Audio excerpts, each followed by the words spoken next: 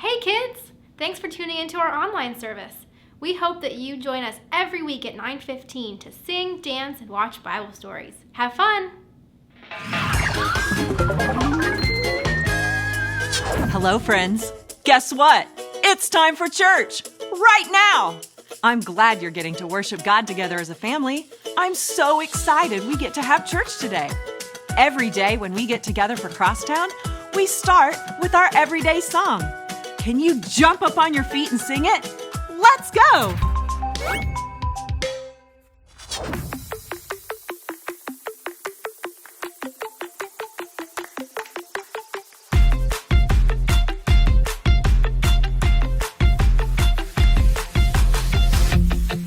Every day I'll choose Jesus, I will follow you. 'Cause there's a world outside that can't seem to make up its mind.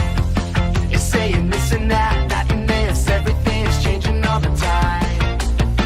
You are the light, the truth, the way. So I'll say, hey, every day I'll choose Jesus, I will follow you. Let everything I do honor you every day. I'll trust and obey every word you say, 'cause I know that you love me. I'm following your way every single day. I wanna be who you want me to be. You are the light, the truth, the way. So I'll say, hey, every day I'll choose Jesus, I will follow you. Let everything I do honor you every day. Every day I'll choose Jesus, I will follow you. Let everything I do honor you every day.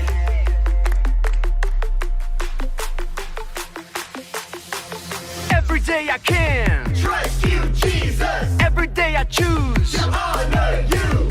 Every day I can reflect you to others. Every day I am who you say I am.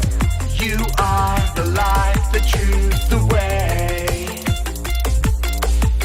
And I'll follow you every day.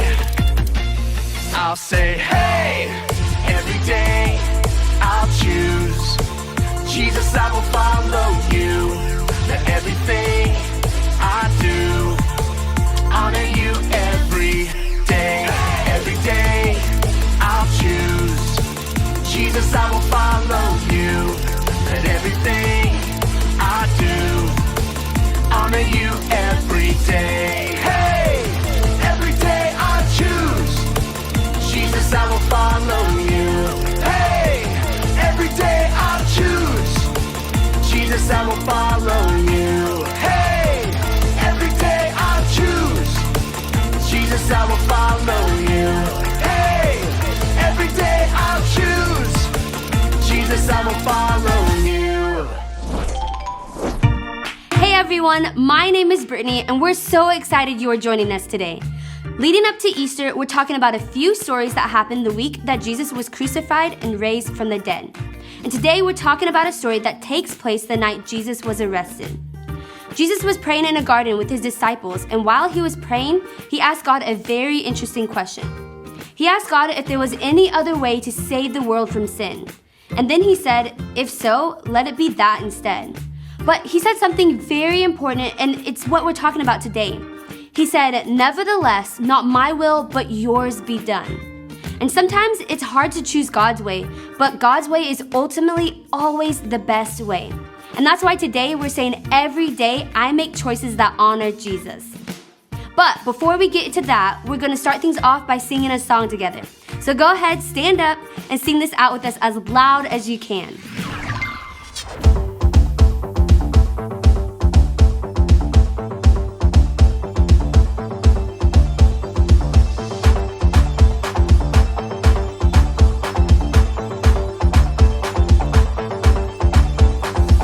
Everybody, everywhere, all around the world.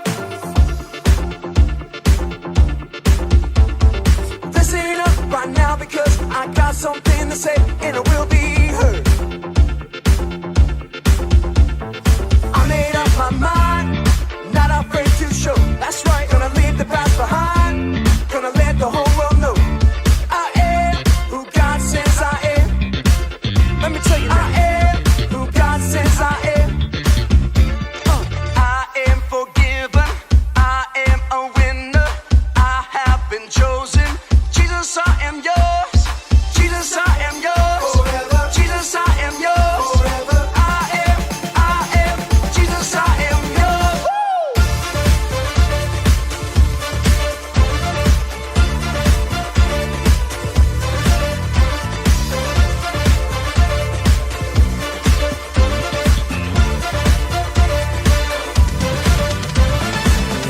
I belong to the one who saved me.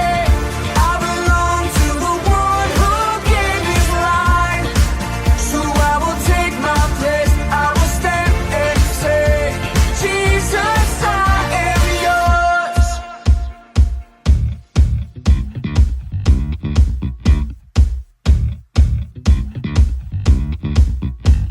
I am who God says I am.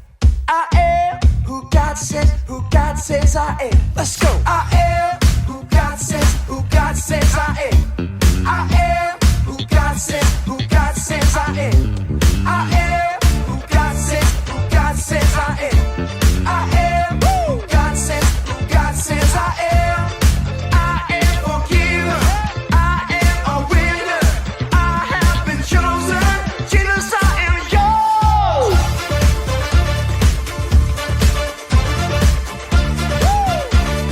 Jesus, I am yours.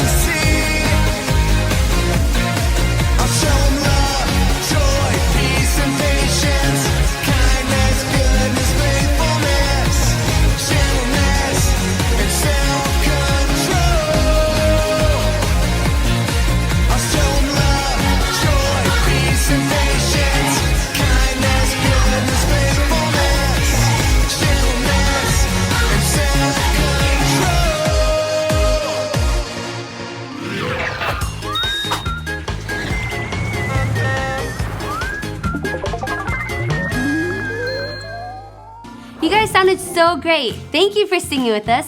And now we're going to take some time to watch a Bible story together. And like we said before, we're going to be talking about the story of Jesus in the Garden of Gethsemane. So let's take a look.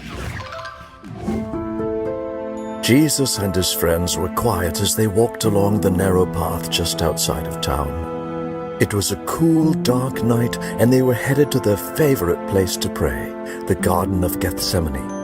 Jesus came here often to talk to his Father, but he knew this time would be the last. "Will you stay awake and pray with me?" he asked his friends. But it was getting late, and even though they tried, their eyes got heavy and they drifted off to sleep under the olive trees. As they were sleeping, Jesus prayed. He had done this many times before, but on this night it felt different. He knew that it was almost time for him to fulfill his mission. He and his Father had planned it since the very beginning. Jesus was about to suffer for the sins of the whole world. The mission was going to cost him his life. "Father," Jesus cried as he knelt on the ground, "do we have to go through with this? Can we get your children back any other way?" But deep down, Jesus knew what he had to do. "Father, I trust you," he said. "I will do it." Just then, Jesus heard something off in the distance. He looked up and saw torches flickering in the darkness. There was an angry crowd of people heading right towards him. He woke up his friends, and as the crowd got closer, they could tell by the swords and spears twinkling in the moonlight that these men were soldiers. They had come to arrest Jesus, even though he had never done anything wrong. As the soldiers approached, they said, "We're looking for Jesus of Nazareth." Jesus wasn't scared of what was about to happen, so he said boldly, "I am." When he said this, the power of God knocked the entire mob of soldiers to the ground. Jesus could have easily just walked away, but he didn't. He let the soldiers arrest him and take him away. His friends didn't understand what was happening, and they were scared of what might happen to them, so they ran away. They left Jesus all by himself. In our story today, Jesus was praying in the garden before he was arrested. And while he was praying, he asked his Father if there was any other way to save the world from sin. And if there was, let it be that. But then he said something so powerful. He said, "Nevertheless, not my will, but yours be done." He made a choice to go God's way, even though it was the most difficult thing anyone would ever do. And we all make choices all the time. Our good friend Pastor Cameron is going to talk to us more about that now. So let's check it out. Before we get started today, I want to ask you all a question. By show of hands, how many of you have made a choice today? Everyone's hands should be raised because even if you didn't raise your hand, you chose not to raise your hand. Ha-ha! Somebody just gotcha. We all make choices all the time. Like, what clothes should we wear? Or what do we eat for breakfast? Or do I brush my teeth this morning? Or are teeth even worth it? Whether we realize it or not, we are constantly making choices. Today we're saying every day I make choices that honor Jesus. So what does that mean? Let's talk about it. There are a few different types of choices that we all make every day. And each of these choices is like a different path. The first type of choice is like the path where there's really no right or wrong way. You know, the kind of choices that are like, should I eat Lucky Charms this morning or Cinnamon Toast Crunch? God's not going to be looking down on you from heaven, shaking his head saying, should have had the Cinnamon Toast Crunch.